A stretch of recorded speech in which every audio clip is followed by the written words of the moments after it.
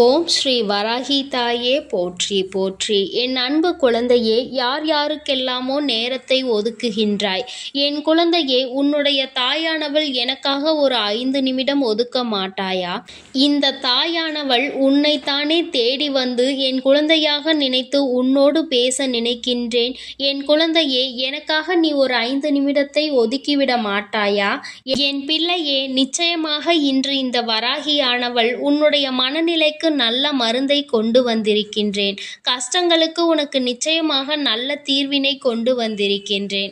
என் குழந்தை, என்னதான் இந்த வாழ்க்கையில் கஷ்டங்களை அனுபவித்து இனியும் கஷ்டங்கள் இருப்பதாக உனக்கு தோன்றினாலும் இனி இந்த வாழ்க்கையில் இவை எல்லாம் நடக்காது என்கின்ற மனநிலையை நீ புரிந்து கொள்ளப் போகின்றாய்.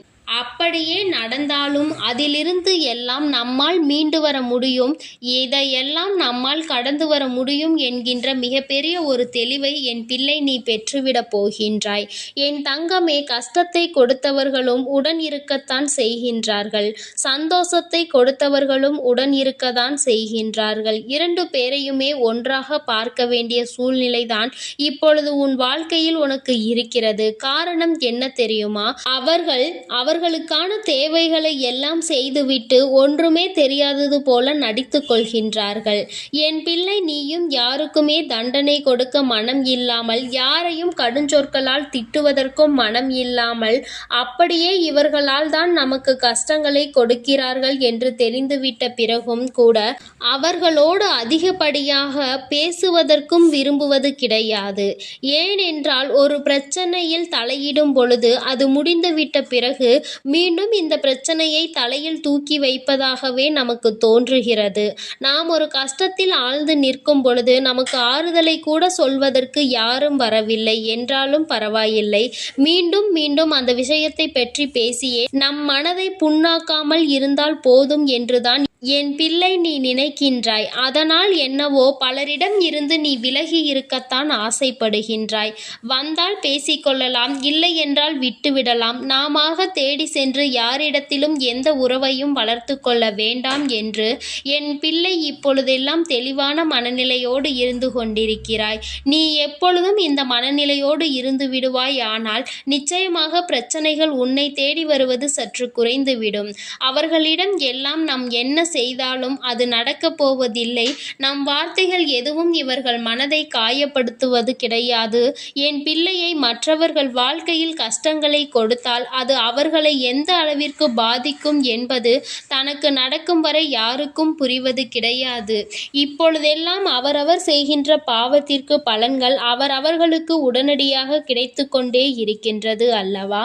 அதனால் என் பிள்ளையே, யார் என்ன கஷ்டங்களை அனுபவித்தாலும், யார் என்ன சூழ்நிலையில் இருந்தாலும், இனிமேல் இந்த வாழ்க்கையில் நடக்கின்ற விஷயங்களை பற்றி எல்லாம் வேதனைப்படாமல் எல்லாவற்றையுமே உன் தாயானவள் என்னுடைய பாதத்தில் போட்டுவிட்டு உன்னுடைய கடமை என்னவோ அதை மட்டும் நீ செய்து கொண்டே இருக்க வேண்டும். உனக்கு கஷ்டங்களை கொடுப்பவர்கள் சற்று சிந்திக்கத்தானே வேண்டும். நாம் யாருக்கு கஷ்டங்களை கொடுக்கின்றோம், இதனால் என்ன விளைவுகள் ஏற்படும் என்பதையெல்லாம் அவர்கள் சற்று உணர வேண்டிய காலகட்டம் வந்து கொண்டே இருக்கிறது. என் பிள்ளையே, நீ எதற்காகவும் முதலில் யாருடைய சூழ்நிலைக்காகவும் வருத்தப்படுவதை நிறுத்திவிடு. அவர்கள் செய்கிறார்கள், அது அவர்களின் குணங்கள். அதை நீ ஏற்றுக்கொண்டால் அது உன்னுடைய குணமாக மாறிவிடும். அவர்கள் முன்னிலையில் இதையெல்லாம் என்னால் எளிதாக கடந்து வர முடியும் என்கின்ற தைரியமான மனநிலையை நீ வெளிப்படுத்த வேண்டும். தைரியம் என்றால் என்ன? ஒருவரை எதிர்த்து நிற்பது இல்லை. எனக்கு என்ன வந்தாலும் என்னால் அதை சமாளிக்க முடியும் என்று நிற்பது தானே. என் பிள்ளையே, நீ அப்படிதான் நிற்க வேண்டும். உன்னுடைய தைரியம் அவர்களை யோசிக்க செய்ய வேண்டும். நாம் நம்முடைய வேலையெல்லாம் கெடுத்துக்கொண்டு அவர்களுக்கு ஒரு கஷ்டத்தை கொடுக்க முயற்சிகள் செய்கின்றோம். ஆனால் அது எதுவுமே பலனில்லாத போது அவர்களின் அன்றாட வாழ்க்கையை பார்த்து கொண்டிருக்கிறார்களே என்று அவர்கள் யோசிக்க வேண்டும். இனி இது போன்று செய்யக்கூடாது என்று அவர்கள் சிந்திக்க வேண்டும். என் பிள்ளையே, அந்த அளவிற்கு நீ உன்னுடைய வாழ்க்கையில் ஒவ்வொரு விதமான சூழ்நிலைகளையும் கடந்து வந்து கொண்டே இருக்க வேண்டும். எந்த இடத்திலும் தேங்கி நிற்க கூடாது. என்ன நடந்தாலும் என்னால் முடியும், இதை தாண்டி செல்ல என்னால் முடியும் என்ற பக்குவத்தோடு நீ நடந்து கொள்ள வேண்டும்.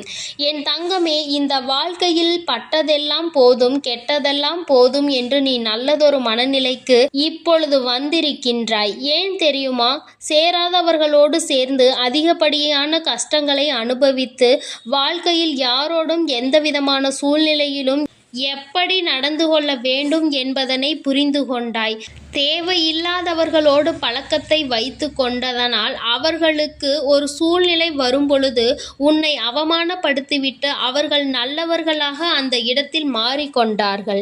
எல்லோருமே தன்னுடைய அருகில் இன்னொருவரை சேர்த்து கொள்வதற்கு காரணம், பிரச்சனைகள் என்று ஒன்று வந்தால் அவர்களை முன்னே நிறுத்திவிட்டு இவர்கள் பின்னே சென்று ஒளிந்து கொள்வதற்காக தான் என்பதனை முதலில் நீ தெளிவாக புரிந்து கொள்ள வேண்டும். இதற்கு மேலும் இது போன்ற மனிதர்களிடத்தில் எந்த விஷயத்திற்காகவும் ஏமாந்து விடக்கூடாது என்ற தெளிவையும் நீ சரியாக பெற்று கொண்டாயானால் வாழ்க்கையில் சரியான நேரத்தில் உனக்கான தெளிவுகள் எல்லாம் கிடைத்துவிடும். இனிமேல் எந்த விதமான கஷ்டத்திலும் நாம் யாரோடும் சேர்ந்து அவர்களோடு மற்றவர்களுக்கு எந்த தீங்கினையும் செய்துவிடக் கூடாது என்பதில் என் பிள்ளை நீ மன உறுதியோடு நின்று கொண்டிருக்கின்றாய் அல்லவா? உன்னுடைய இந்த உறுதி உன்னுடைய இந்த வாழ்க்கையை இன்னமும் அழகாக்கும்.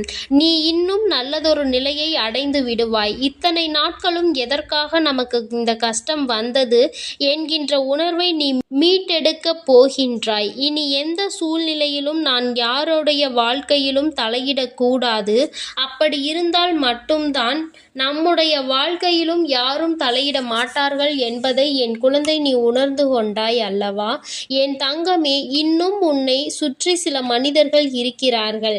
எப்பேற்பட்டவர்கள் தெரியுமா? ஒருவரை பற்றிய கதைகளை உன்னிடத்தில் கூறிவிட்டு அவர்களை பற்றி நீ என்ன நினைக்கிறாய், நீ என்ன சொல்கிறாய் என்பதை மட்டும் கேட்டுக்கொண்டு அவர்களிடம் சென்று நீதான் சொன்னாய் என்று சொல்லிவிடுவது.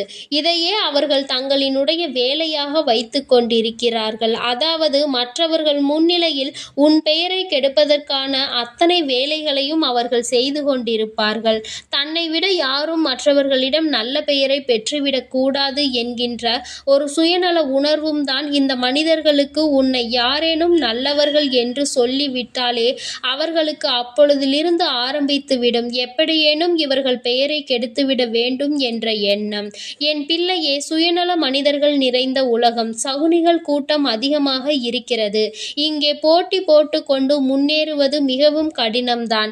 இப்படி எந்த சூழ்நிலையில் வாழ்க்கையில் அடுத்த கட்டத்தை அடைய வேண்டும் என்று தெரியாமல் விழிபிதுங்கி நிற்பது ஒரு வகையில் நியாயம்தான்.